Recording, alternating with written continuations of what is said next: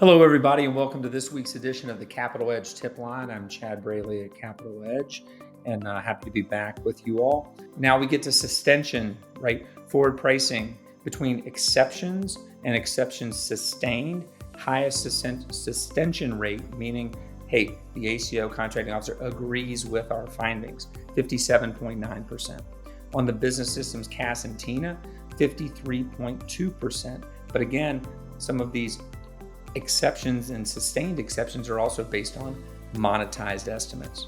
On the incurred cost side, and again, some of these numbers, when you look at the report, it's like, here's what we looked at in 24, here are the audit exceptions, and then here's the audit exceptions in total from a sustention standpoint. The numbers are vastly different, right? And the report kind of speaks to that in a way that some of the things that are being actually decided upon or sustained, right, and issued in 2024 may be items related to 2022, 2023.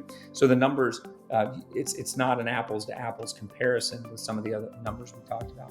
On the incurred cost side, 31.4%, claims and terminations, 45.4%, for a total aggregate, if you add all the exceptions up and all this is the actual exceptions that are sustained, you get to 48.9%. Some of you may equate that to the accuracy of the weatherman on TV, but I'm not going to opine on that. But 48.9% of the time, right, our customer, right, agrees with us. So overall, with these monetized estimates, by far the highest net savings and return on investment in the last 5 years, by over $1 billion. But again, I think there is a little bit of an asterisk there. So the other thing that was interesting to me is time to complete an audit. And we've talked about this with clients. I haven't necessarily talked about it on the tip line, but expect, right, the duration of the audit to be rather extensive, especially on the business system side. We're seeing CAS stuff we're still trying to adjudicate reports from 2021, 2022. But that's kind of the post-audit action. Elapsed days from a timeline perspective on incurred cost audits. And again, those resulting in audit reports, right, were only 9.8% of the total incurred cost population. Everybody else got a memo that's called a low-risk rate letter, right, low-risk memo, which also concerns me because we run into a lot of contractors who are like, hey, DCAs approve my rates. I'm good. What I'm doing is good. What I'm doing is compliant. It's like, no, you met the adequacy checklist requirements. It doesn't necessarily mean the underlying cost accounting practices are necessarily compliant. But if you're in that 9.8%, right, expect that incurred cost audit to take 204 days. On the flip side, forward pricing, and again, when we're questioning and auditing forward pricing, we're really looking at projections, we're looking at estimates. Right, we can agree to disagree on a lot of things there. And I don't know how much of those, right, from a sustention perspective, that percentage was a little bit lower, but a very much quicker turnaround, 96 days, right? So just over 3 months. On the business system side, CAS and TINA, 291 days on average to complete those types of audits. And then on the claims and termination side, they came in at 175.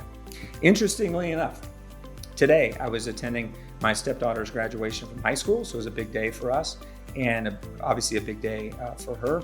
They graduated 1,000 people in 1 hour and 15 minutes. It was the most efficient process I have ever seen. So, might take a few notes away from there to see how we can improve these. The agency does talk about how to reduce some of the cycle time on these. They're changing some audit programs to, especially as it relates to incurred costs, to try to whittle that down, and they've already realized some reductions there.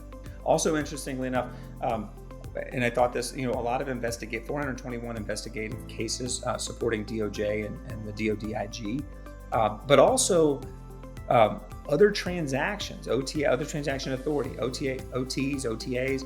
Everybody kind of uses that term interchangeably. $557 million of costs evaluated from an OTA perspective, which is interesting because those aren't necessarily FAR-based contracts.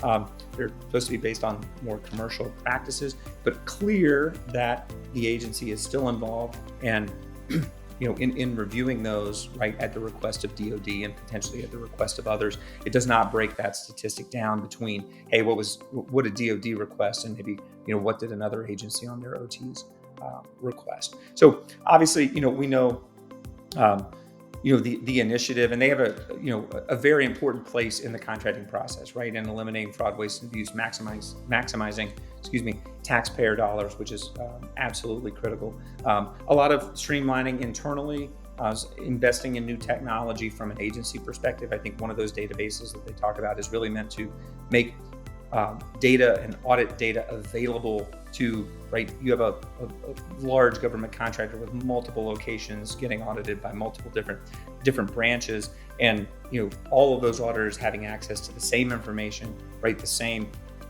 challenges or the same types of question costs that may have come up somewhere else. So they speak a lot about that in here. So I find it interesting. I think to take those statistics and talk about some of their efforts moving forward, right, which is continuing this and continuing on high ROI items. Obviously, forward pricing is a big area. I think the business systems and CAS, just from what we're seeing in terms of the environment, is more question costs, more challenges. I won't get into the specifics, but I've got a couple different interesting case studies there. And then we're also seeing an audit uptick in other agencies through the use of third-party auditors, not necessarily DCAA, but things, and I'm speaking, the example that comes top of mind is Department of Health and Human Services, where we've got third-party auditors auditing things that they've never looked at in years. Like, it's like all of a sudden now I care about your 2020 CAS unilateral change that had a cost impact of $75,000, and who knows how many audit dollars and internal dollars from the contractor going in to support that review. But I hope this was helpful. If you have any questions, if you're getting ready to enter an audit, if you're going through an audit and you have any questions in terms of how that's going, different tips and strategies, obviously feel free to reach out. And until next time, I hope everyone has a great week. Take care.